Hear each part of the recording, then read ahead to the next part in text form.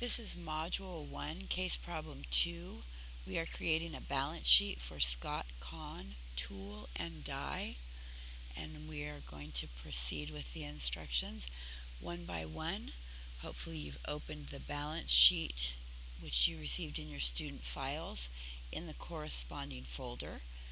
In the documentation sheet, enter your name here.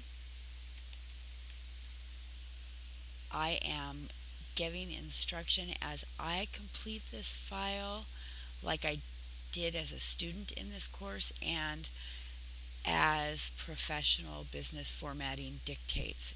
It's not always the same as the book, so feel free to complete as you choose, either by my instruction or by the book's instruction. Either is acceptable for this class. Before we go any further, and at the beginning of every assignment, you should save your file as a different name so that you don't accidentally overwrite your original. So I save mine as TMM, those are my initials, Revised Balance Sheet, Kahn, since that is the name of the company, just for identification in the future.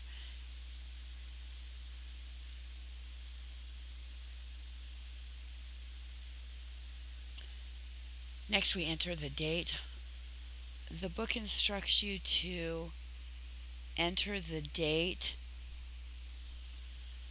I prefer to use the long date format. It's a personal preference as long as it is complete and correct. That's acceptable. Again, I am completing this as I did when I was a student, and these are my personal preferences, though they're not included in the book's instructions. I would bold those because they stand out as headings, which they are, and I would center across selection here. Do not use merge and center. You will find out later in this course and in life in general that center across selection is preferable to merge and center because merging any cells will at sometimes affect formulas or your ability to perform certain functions within the sheet.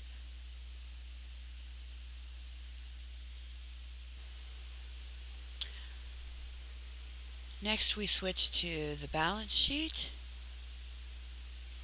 and we make some changes here again that are not in the book, and I would change the title of this to Balance Sheet instead of Statement for March 2017. Your title should always explain exactly what the end user is looking at. I would then put the date on the line below it and insert a couple of lines, and then I would add in US dollars. The reason for that will become clear shortly, and I would center across selection again, and then I would copy the format of the first line into all subsequent lines, and I would change the size accordingly. All titles should graduate down in proper business documents. Again, some of this stuff is subjective. This last step in US dollars is not subjective, and I'll explain why. All of these numbers should be in accounting format, not currency. We need to adjust the accounting format so that there are no decimal places. Financial statements don't need decimal places, nor do tax forms or those kinds of documents. There should be a dollar sign at the beginning, dollar signs in totals. So if you copy that format by using the format painter and all the rest of the numbers throughout, you're going to end up with dollar signs, which you don't want. So you'll have to go back here. Having selected everything except for the top number,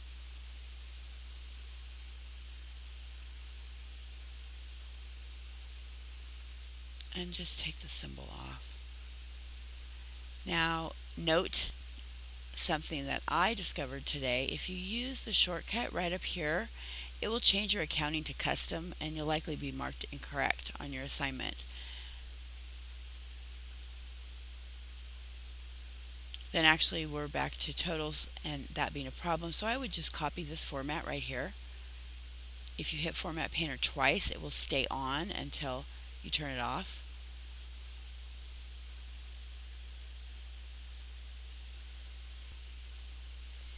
And with the Format Painter, I would change all of these numbers to be correctly formatted. There are some other things that don't make sense about this balance sheet, and that is the totals need to have lines and according to proper accounting format. I recommend you take an accounting class or QuickBooks here at Sierra so that you can verify those formats. I'm just going to show you here what to do.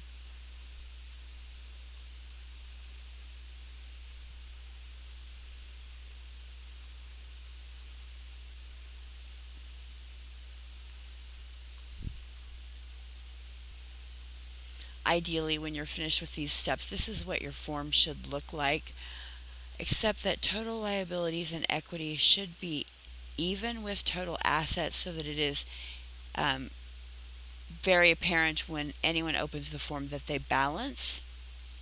That's important. Then you need to put lines in the right place and these. And now you can select multiple cells by holding Control as you click.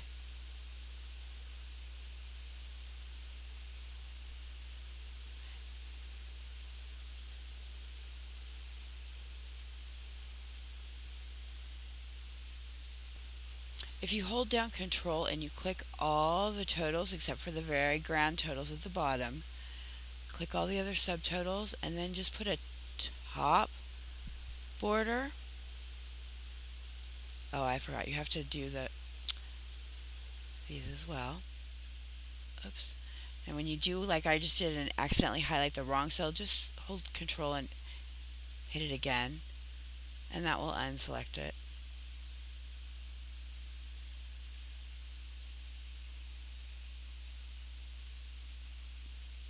And then you just want to come up here to your borders and hit a top border.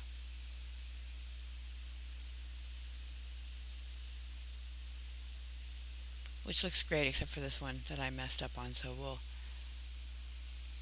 just undo that, say no border, and then we'll go back and say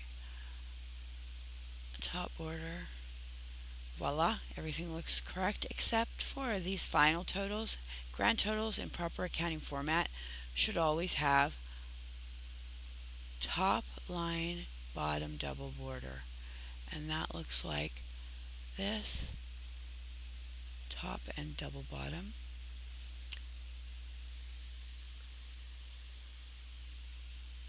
And it should also be bold. You can click this here or you can hit Control B. Both work. That gets us through the formatting of this document. I will continue the next steps in the next video.